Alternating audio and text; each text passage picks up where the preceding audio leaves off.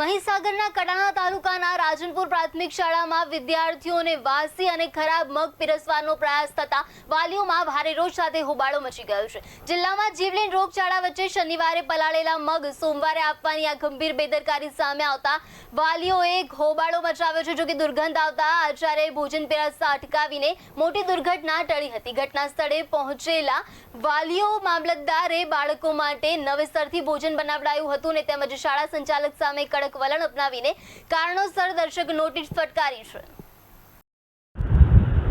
સાહેબ, સ્થાનિક કક્ષાએથી જે મગ હતા તે વાસી પલાળવામાં આવ્યા હતા અને બાળકોને આપવામાં આવ્યાનો હોબાળો થયો છે। શું સમગ્ર વિગત છે? શું કઈ છે બહુ નાના રાજનપુર પ્રાથમિક શાળા।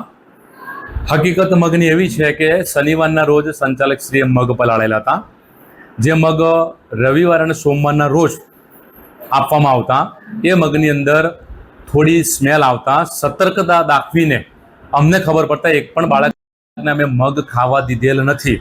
જે અમારી સતર્કતા તેમજ ચાખણા પત્રકના આધારે જે તે શિક્ષકના વારા મુજબ જે તે શિક્ષકે મને જાણ કરતા તરત જ મેં એક પણ બાળકને મગ આપવા દીધેલ નથી અને તાત્કાલિક બટાકા પૌવાનો નાસ્તો બનાવીને બાળકોને પીરસેલ છે। ખાસ કરીને મામલતદાર પણ અહીંયા ઘટના સ્થળ પર દોડી આવ્યા હતા। શું હતી વિગત? જી, આવું થતા આજુબાજુ અવાજ સંભળાતા બે ચાર ગામ લોકોના ફોન આવતા। અમારા એસએમસી અધ્યક્ષ પણ રૂબરૂ આવેલા હતા અને ગામમાંથી કોઈક વ્યક્તિએ મામલતદાર સાહેબને ફોન કર્યો। મામલતદાર સાહેબ પણ રૂબરૂ સ્થળ ઉપર આવેલા હતા। એમની હાજરીમાં જ અમે બટાકા પૌવા બનાવેલા હતા।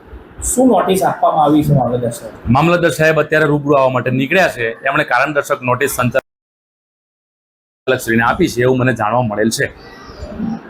શું નામ સર આપનું? મારું નામ છે મહેન્દ્ર પટેલ।